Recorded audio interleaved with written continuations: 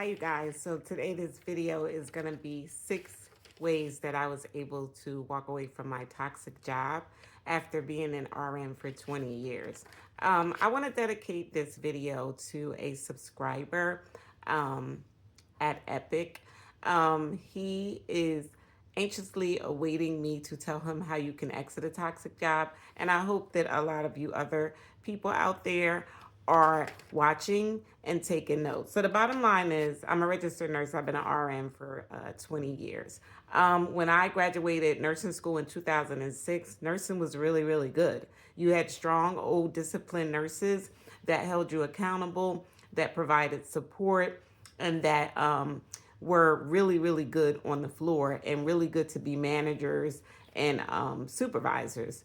Somewhere around the line of COVID, that changed, and we all know what happened with that. So we lost a lot of strong, disciplined, good nurses. Long story short, for me, and I'm a very authentic person, it got ratchet somewhere, and I didn't like that. I was working with nurses who just weren't following the rules. I was working with nurses who acted as if we were like in the 8th grade. They were emotionally immature. And you guys have to forgive my voice today. I'm fasting. So anyway, let's go over the 6 ways that I quit. I put the video out there, why I quit my toxic job. All you have to do is click on it. It was 8 reasons I quit my toxic job.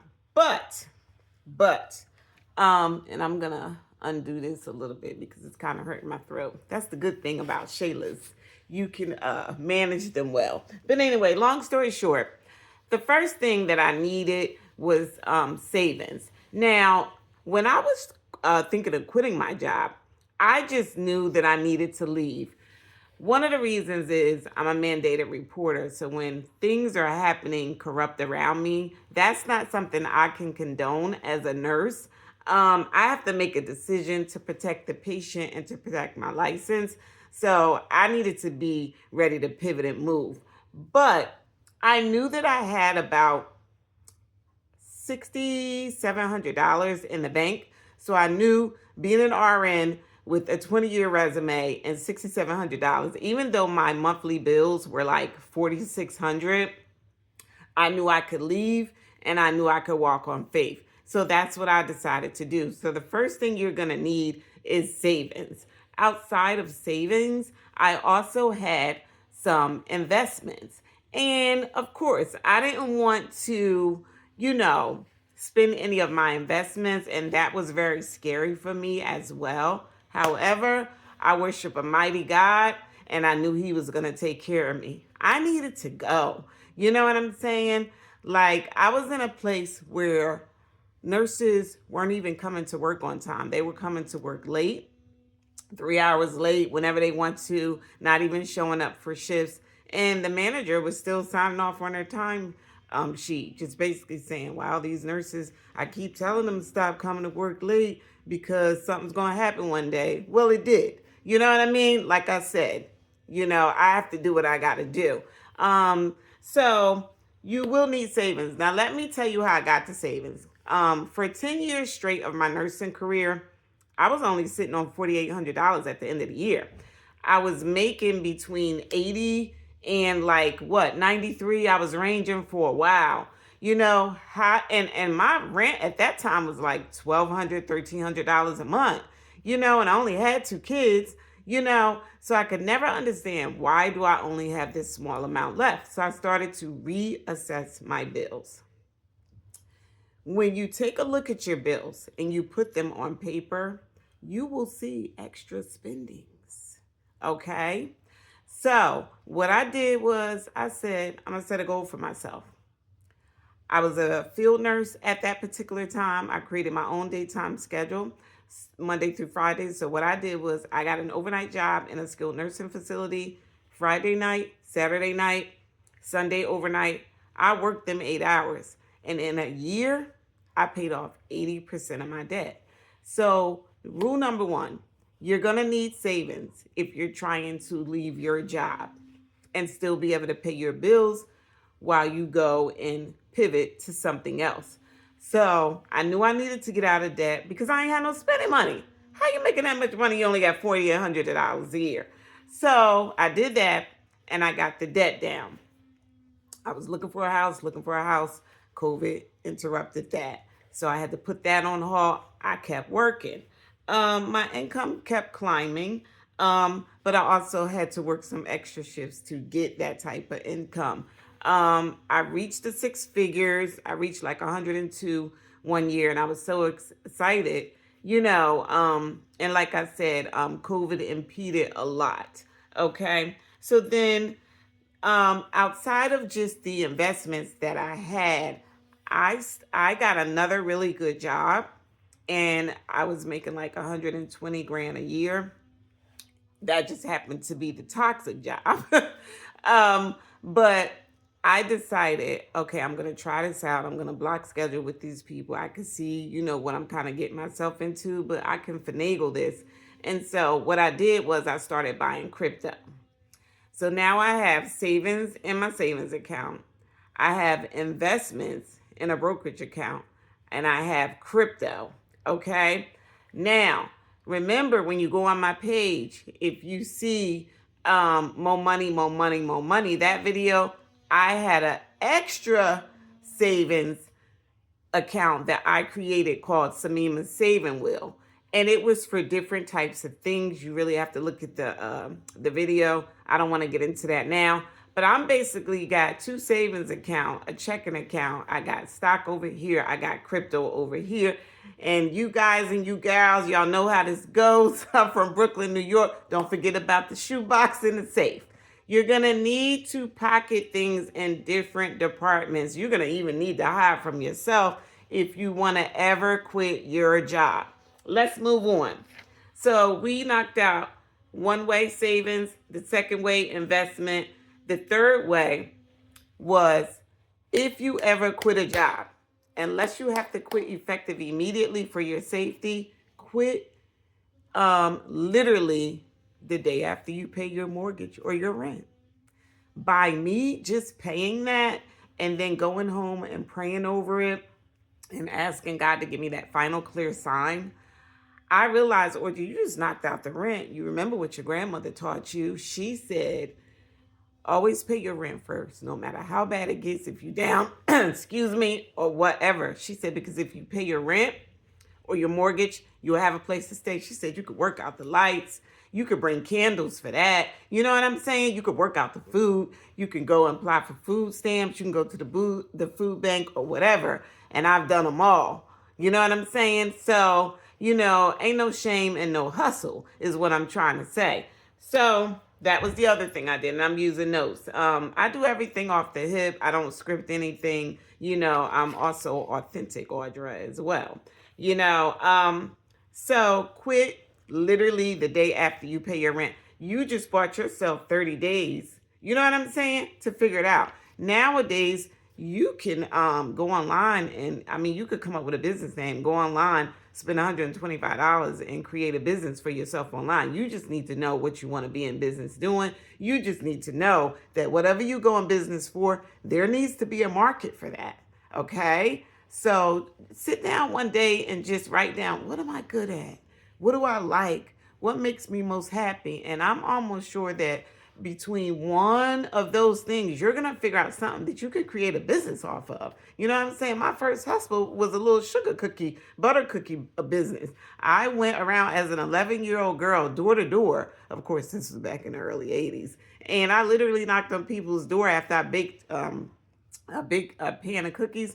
Excuse me, my name is Audra. Would you like to buy some cookies? I made like $11 in one day. Like, that's bread back in the 80s. So anyway, let's move on to the next one. This is a huge one because they tripped me up on several jobs as well. See, what your employer knows about you is that you need to pay them bills. That's what he knows. But what he doesn't know about you is that you have a brain, you can think, you're resilient, you're creative, you have supporters behind you. And if you don't, I don't know what you believe in, but I worship a mighty God, okay? So you can work a full-time job, But you also can work PRN jobs, okay? Part-time jobs, okay? And if you work a PRN or a part-time job, most likely that PRN is going to say, all you got to do is show up twice a month. Okay, that PRN job is going to come with a higher rate. So say, for instance, my regular rate is $50 an hour anywhere, or $40 an hour, because they like to lowball me. So if I go work a PRN job because I'm filling in that gap for that nurse that's going to call out,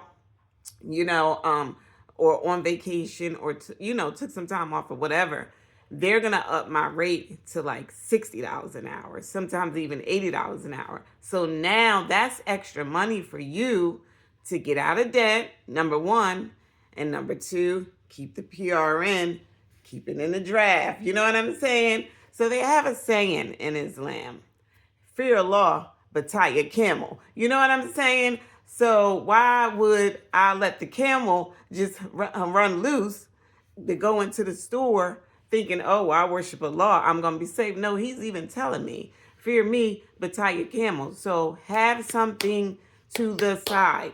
One job is never going to get it. But when I say that, I'm not saying go get a bunch of jobs. You have to have time for yourself, for your family, if you want to go to school, to rest, to get to the gym, to take care of yourself, to prepare, healthy meals.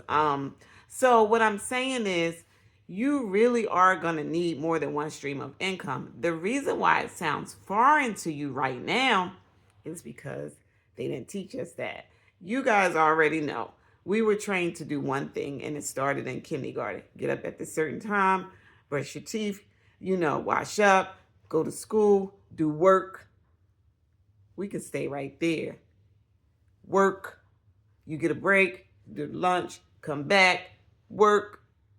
If you need a little nap, wake up, come back, work. We were trained to do one thing, work. So now you need to change your mindset. I thought I was a worker too. I really just thought, okay, I went to school to be an RN. That's a pretty cool thing.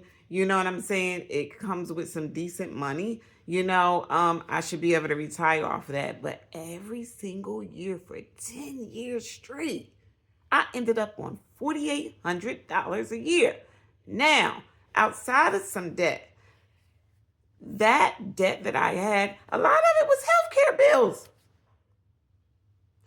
We will get into other videos down the line, but let me tell you something. Once I left low income and I came over to middle class, guess what happens? I'm paying for low income people's health insurance. We'll talk about that another time, not today.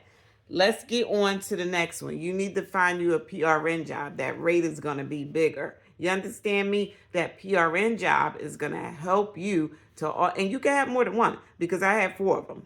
You know what I'm saying? Because one might not have a shift available today. So the more that you have, you know what I'm saying? It's going to allow you to sit down and write that 2 weeks resignation, or to politely say to your boss, you know what? Finish your shift first. Don't start none. I resign effective immediately and just walk up out of there. Yeah, that's what I did. I wrote them a lovely little email and I told them why. Due to the fact that this place is toxic, dysfunctional, and unsafe, I am going to resign effective immediately. I will not be completing the assignment. And I'm going to protect my license. That's how that email went. And it went both ways, because I was working for an agency which was owned by an RN. Hint, hint. Okay. And even though I complained of issues to him, oh, I'm sorry, we don't handle anything within the facility. You know what I'm saying? But technically, by law, when a nurse is telling you that there are issues inside of a facility and you have other nurses, placed there, you're supposed to pull your nurses, because it becomes a liability. You know what I'm saying? Long story short, my alarm is going off. Sorry about that. Long story short, the email went that way because it protects me on both ends. I made you aware of the issue. I'm stepping out graciously. I had completed my shift the day before, And I called out the next day. I needed time to pray and really think over this. Nobody wants to deplete their savings. You know what I'm saying? But it was the best thing I could have ever did in my life. We will discuss what I have progressed in this time that I've been out. It's going on 3 months, and I'm just wondering why I'm not broke, why I'm not homeless, why I'm not broke. Because his cup overfloweth. Okay? His cup overfloweth. I'm not trying to force you to believe in God. Believe in whatever you want to. You understand me? People don't know that Muslims believe in the Bible. You know, we just believe that it's been altered. You know what I'm saying? I was Baptist when I grew up. You know what I mean? That's one of my favorite religions. But his cup overfloweth, okay? When you have faith in him. So you're going to need that too. All right, so let's move on. Number 5. Backup savings. Let me just tell you what was in the savings wheel. I had money for housing repairs. I had money for car repairs, money for vacation. I had money for business savings. Okay. Yes, I might be a little LLC girl. Okay. Or woman. I had money for healthcare. I have money to get my hair done. Yes, I do wear my hair out when I'm around the house. I have money for the Eid, so I'm Muslim, of course. And then we celebrate by gift giving and, feeding, and giving charity, stuff like that. I had money for Nurses Week. I gift myself because all my jobs only gave me emails. Like, what is that supposed to do? You know what I'm saying? That's why I left and gave them an email. But anyway, out of all those envelopes, I think I had like 9, 10 envelopes, maybe 11. I had over $1,200 in the envelopes. I didn't even know, you know what I mean? I just, and then I found money somewhere else. I'm trying to tell you, you're going to need it. But finally, number 6, what I did, when I was out, I said, you know what? Let me take a look at these subscriptions. And I started deleting, I started canceling subscriptions. I canceled my Mile IQ. I sent a letter to Easy Pass, and I told them, yes, you need to run my bread. You need to send me my money back. Because my car had gotten totaled a long time ago. And they never sent me my money in my account, and I forgot the passwords. But I wrote them a letter. And like 9 months later, they hadn't contacted me. So I think I got like $114 from Easy Pass. And I'm getting ready to watch all my movies on Amazon Prime because Amazon Prime wants me to renew my prescription at $159.99. Yeah, we're not doing that either. So I'm giving you tips and ways to save. You can quit your job. Now, if you heard what I said, I didn't quit like a year prior when I had all that debt. You see what I'm saying? But after I attacked the debt and I got the debt down, it allowed me, when I got on the toxic job, to be able to walk away. You guys, I had paid off all my credit cards. Because one thing I was doing while I was making 120 was like at least $130 a week was going to my stock investments. I was paying down my credit cards. And I realized that when I came off that job, December the 5th, 2025, I had like 12 grand collectively between savings and investments. But I also had like 12 grand in credit cards that were just paid off. And I didn't even realize it. And of course, nobody wants to spend back up their credit cards, but I just paid my rent with one of them. You know what I'm saying? I was getting ready to go for more of the money that I can't believe it's not gone, but I can believe because I know how he worked, you know what I'm saying, in your favor. You know what I'm saying? When you worship him and when you show up for him and when you believe in him, and believe in yourself, if you don't believe in anything else. But what I'm saying is, he had it covered. I did the work and you know what I'm saying? He gave it back. So I hope that helps any of you guys out there. I have a lot of good stuff coming. I've done a lot. I feel semi-retired. It's going on 3 months. I haven't gone to work. It's not like I don't intend on doing any work. I did get a little part-time, but I forgot I had prayed to God to semi-retire a couple of years ago. And he shows up right on time. I think that's the end of the video. Y'all have a good one.